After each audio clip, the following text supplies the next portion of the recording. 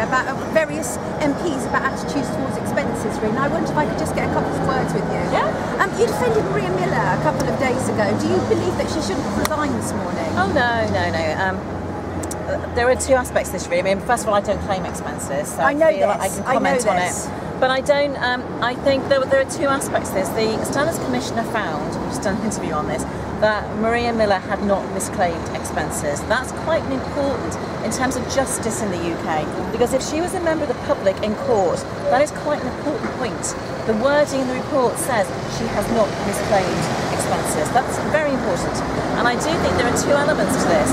One is that there has been a media witch hunt, and there always is, which is one of the reasons why we need Leveson. And so the two issues are becoming conflated. Yes, Maria had to resign, and today was the day to resign. I hope that some more information about the report would be clearly explained, such as the Standards Commissioner, when she first made her finding on the 41,000, then she reversed her claim down when she got more information from the mortgage company. A lot of that information has not been put in the public domain. But isn't this part of the problem, is that we get all confused with all these standards commissioners and everything, yeah. The fact that they all need to go. Expenses they all do need to go. Yeah. I have to say, I admire any MP who is prepared to forsake expenses. Why did you do that? Because the system is corrupt. It's not MPs, the system is corrupt. I would not dare write out an expenses claim, because tomorrow the goalposts might move and I might find myself on the front of a newspaper. Right. The rules are made up by an independent quango, depending on public anger or mood in the day. They shift the goalposts, and you just never know when you're going to. So I'd rather not claim expenses. Do you think there was sexism involved in Maria Miller? I think if Maria was a man, the issue might have been explained a bit better and a little bit more clearly, and there might not have been this absolute vitriolic attack, and certainly the Telegraph would have been not as vitriolic as they have been. Right. I mean, I do definitely object to the issue of expenses, because, like you, there's a corruption. There's so much room for corruption.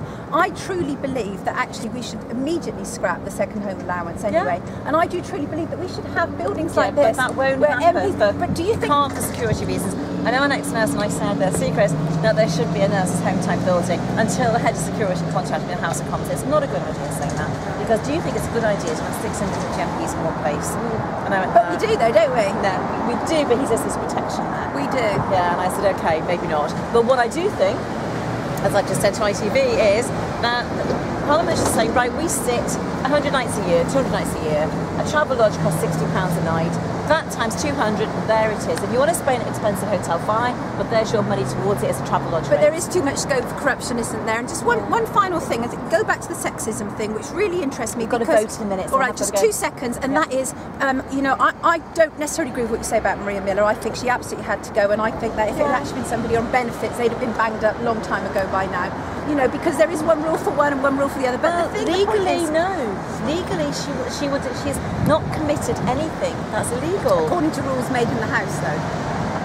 But my point is, because I know you've got to go and vote, my point is that what George Osborne did was highly questionable. I know that you in the past referred to both Cameron and George Osborne as two posh boys who are out of touch with the reality of what's going on. But what George Osborne has previously done in terms of his paddock and everything, highly questionable.